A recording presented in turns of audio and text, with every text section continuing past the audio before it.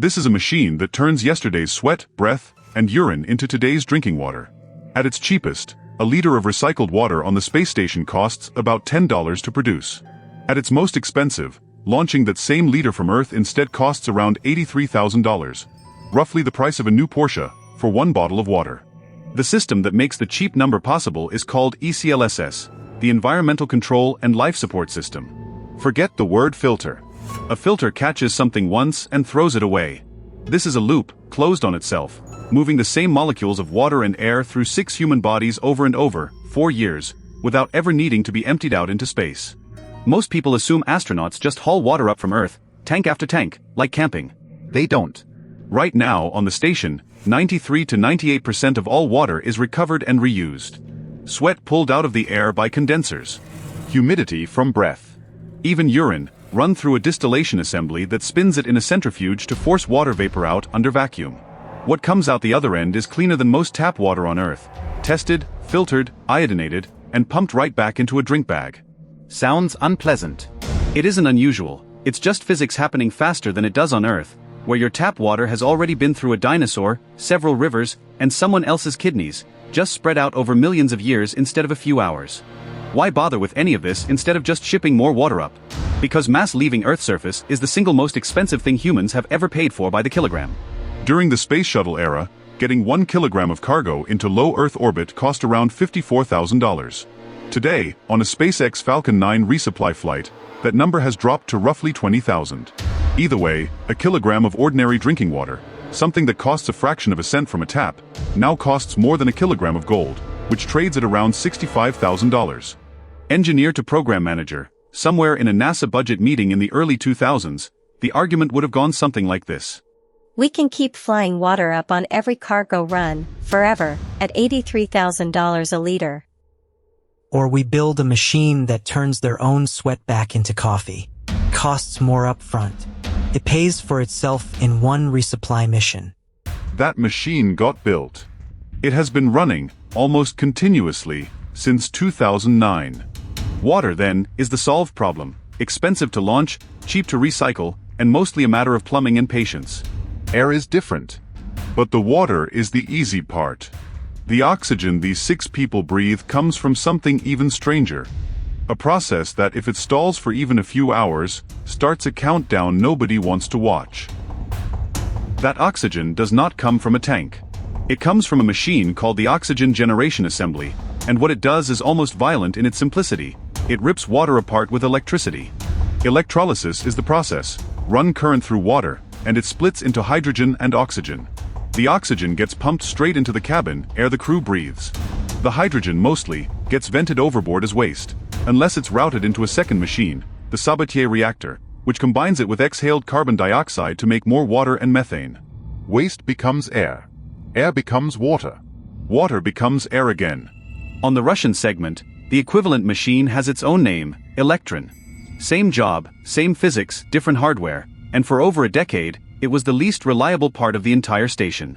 Replacing one failed electrolysis unit isn't a repair job, it's a procurement problem. A new Electron liquid unit and the parts around it can run into the millions of dollars, and it still has to be launched, at thousands of dollars per kilogram, before anyone can install it. So when Electron goes down, the station doesn't stop breathing. It falls back on chemistry from a different era entirely. Solid fuel oxygen candles, the same technology once packed into Soviet submarines. Each canister looks almost domestic, like a giant flare. Light it, and a chemical reaction inside releases breathable oxygen as it burns down. One resupply set of these candles costs over $50,000. For that price, you're buying insurance against a machine breaking 400 kilometers above the nearest hardware store. Through the 2000s, the Electron on the Russian segment failed again and again. Bubbles in the electrolysis unit, contaminated coolant, a cracked cell. Each time, the crew reached for the candles. Ground control to crew, Electron is down again. Switch to the solid fuel candles until we can diagnose it. Understood. How many candles do we have left on board this time?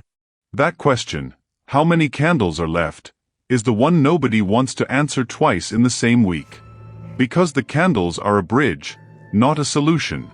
Burn through the supply with no working Electron and no working American system either, and the 6 people on board are down to sealed emergency oxygen bottles, with a countdown measured in days, not weeks. Quick question while we are here. Would you have spotted it? Write your answer in the comments. Which raises an obvious question.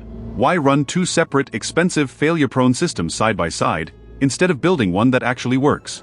And in 1997, on the Russian station Mir, that exact backup system did something far worse than fail quietly.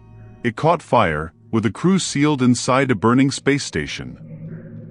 February 23, 1997. Aboard Mir, cosmonaut Alexander Lazutkin lights a solid-fuel oxygen candle, the same submarine-style backup that had already been used dozens of times without issue. This one ignites like a blowtorch. Flames shoot a meter out of the canister, melting metal, filling the module with thick black smoke inside a sealed pressurized tube with nowhere for that smoke to go and no way to open a window. Where's the extinguisher? I have one. It's empty.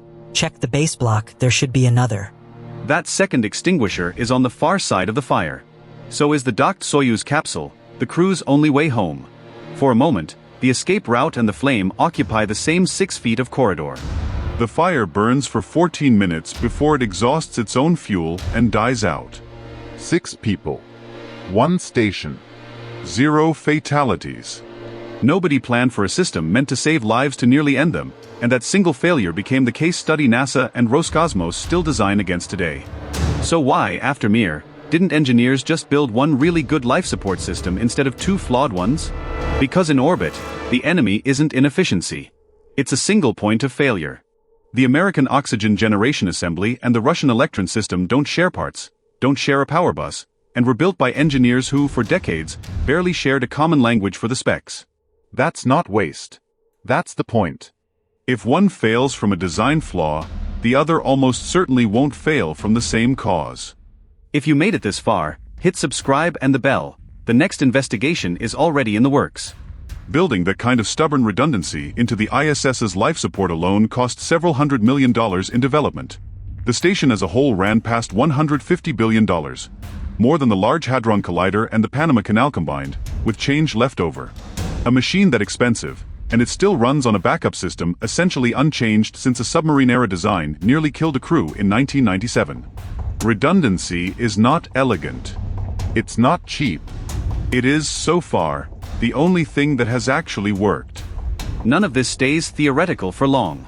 Every calculation behind ECLSS, every gram of recycled water, every redundant oxygen line, is the exact blueprint being redrawn right now for a Mars-bound crew that won't have the option of waiting for a resupply ship.